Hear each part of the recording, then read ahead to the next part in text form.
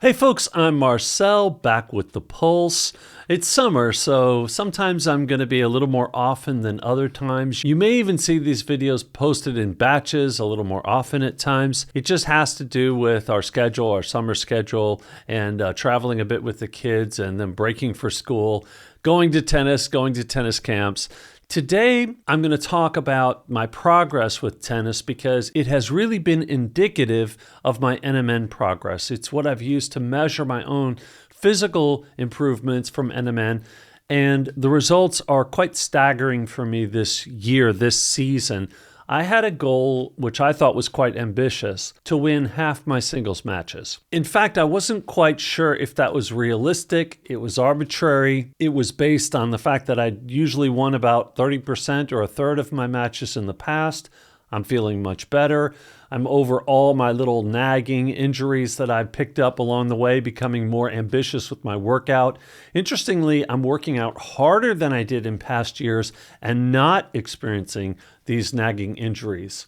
I know my energy and my recovery has been enhanced by NMN, but I do think my strength has been enhanced by taking creatine for the better part of the last year. I took a little break when I wasn't exercising much. I like taking it when I'm exercising more. Now the results.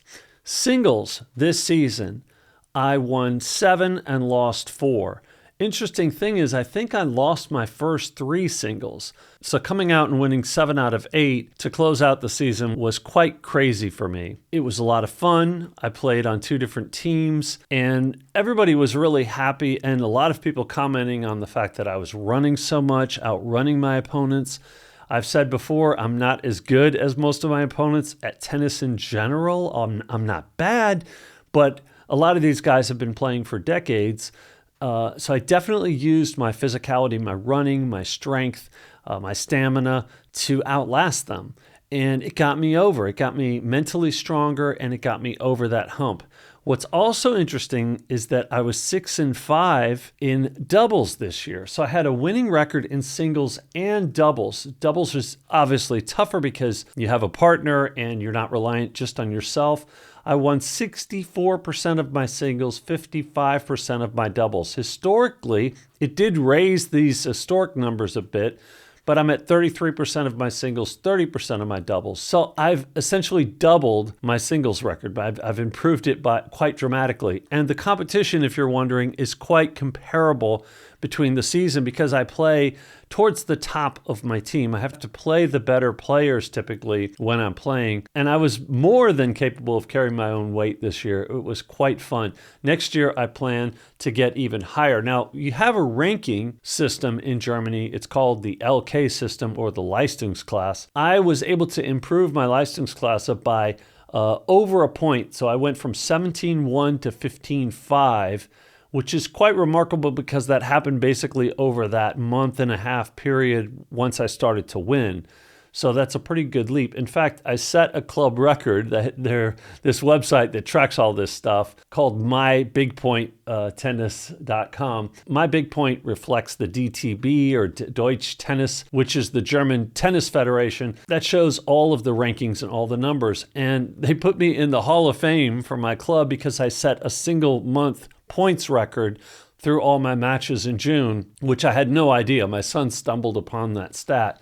But I thought that was pretty cool to have that points record at my own local club. So yes, I'm quite thrilled with the results. Now, I want to go back and tell the story and how I got here and how it's paralleled my improvements by taking NMN, my fitness improvements, and how tennis really is to thank for all of the stuff that I'm doing, because I started to think about where this all began 8 years ago when my older son, who's now 13, started to play tennis here in Germany. He went to a tennis club, and we weren't really sure how much he was improving. We would go. It was kind of sloppy. They were 5, so what do you expect? I don't know what we expected, but we knew he liked hitting the ball. We knew he liked it more than, for example, basketball. He was also a soccer player until last year, so he was already playing soccer, but we did want him to play tennis.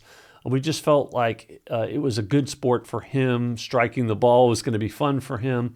And it's played out that way. It's been a great sport for him, and he's really been enjoying it. But at some point, we weren't sure how much improvement he was having. So my wife said to me, and this is really key to my own personal story, she said, you need to take over his tennis. I'm taking him to music. I'm involved with his school. I'm making sure he does all his homework. Can you just take over tennis? Because you played tennis when you were younger, you know the sport.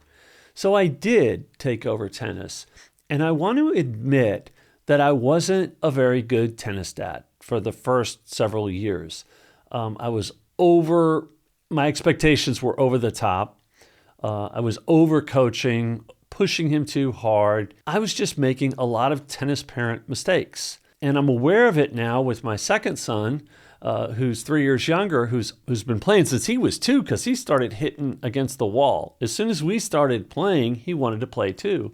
So yes, he's a bit more advanced. I've also had a lot more patience with him because I've learned through my mistakes over the years. So I had a heart-to-heart talk with my son when I kind of had this realization that I probably did more harm than good in many ways to his tennis. In fact, he started at 5 years old training at the top club in our region where he's now playing. So he's come full cycle. He's playing there, but he trains at a tennis academy. And we went through probably 8 different teachers over those 8 years. And I don't know how good that was ultimately for him, although it was great for me, because for me, it was a learning experience. For example, his first teacher that I chose for him after that first tennis club experience was a guy named Asti. And Asti was the one that made me go out there and start hitting balls. And I was just out of gas, out of wind. He was kind of worried for me, but he kept asking me to come out there. And through that frustration of realizing I can't play tennis anymore, I can't even move out here. Then when I tried to play, I would be sore for a week. I'll never recover. I'll never get good again at tennis. It was quite eye-opening for me. Had that not happened, I'm not sure if I'd be sitting here talking to you today. Ultimately, I have my son to thank because it got me motivated to go seek out help. It was that kick in the pants that I needed. I was already not healthy. I was already immobile. I was already having a lot of issues, but it was that desire to go do something with my kids that really gave me the nudge I needed. So I went back to my son and I said, look, I'm sorry I pushed you so hard. I'm glad he still loves tennis. So it all came full circle. He's playing great. He probably would have been in great shape had I never got involved because the kids at his club are quite good too. But it all worked out. But really, it worked out great for me. So I have him to thank for that. And of course, he gave me a hug and was happy to hear that. And of course, nobody's happier that I'm taking NMN than my kids. Like they're the most happy about it all because they get to experience having an active, youthful dad. And I'm not a young dad. I'll be 60 this year, so I'm an older parent, but I move and act younger than all of the parents, of their friends. So they're really proud of that. And I'm, of course, really proud of that. And it's made all the difference in the world. So that motivated me to go and play tennis. Now, how do I know how much of that is NMN? I can just tell you it was an abrupt change. I wanted to move more. Matter of fact, I became almost more frustrated after NMN because I was able to move, but I was having problems with my reaction time. So it took years to get that timing back when you'd see a ball and just not move. It wasn't that I couldn't move at a certain point. I was very capable of moving. It's just that I didn't have that reaction time. So I'd watch the ball go by and I would say to myself, why didn't I go hit that? And I think and this is a mobility lesson for a lot of people, it takes a lot of retraining. Just because you are able to move again, just because you are out there exercising, doesn't mean you're fully recovered. It took me years to get that back. And that's what happened about a couple weeks into the season after some losses. Suddenly, I found this flow state where I would see a ball and just react and just move. I don't know what flipped the switch. I wish I could put my finger on that. But being faster, being more physical, having the recovery wasn't enough to truly be able to compete like I used to when I was younger. Now I am playing like I did, or would have if I'd have been playing tennis at 30 or 40. I was playing basketball in my 30s, and I'm moving that same way. Matter of fact, I went out and shot some baskets last week and felt great and moved around the court great. So that was the first time. I've tried that a few times over the past few years. So the flow state, the moving, the fluid movements have translated, at least in that little burst on the court, to basketball as well, where I wasn't able to move as fluidly as I wanted to. I wanted to move, but it just, my body wasn't taking over and making that happen. Hopefully this will relate for some of you guys to whatever sport you're involved with, whether it's water skiing, whether it's golf, maybe tennis, or maybe pickleball. Give it some time. I would just say, to summarize all of this, it took me years to get physically fit, get over all the little nagging injuries that playing a sport like tennis can bring you, like maybe that, what they call in Germany tennis arm, or we call it tennis elbow, some shoulder issues, a bit of neck, certainly knees, hamstrings tightening. Over time, all those things just dissipated to where I now have basically almost nothing that I'm realizing during my matches. There's nothing that I'm trying to overcompensate for.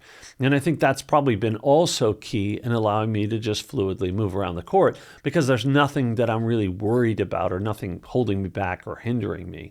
And I really do run a lot. I chase a lot of balls. I promise you I've got some footage of actually playing out there. And I'm going to share that with you guys sometime real soon. It's just tricky because I'm either at an academy or I'm with some other players and they don't want to be on video. So I have to find the right moment where maybe I'm hitting with my son and just do a still camera like that. So I will get you guys some footage.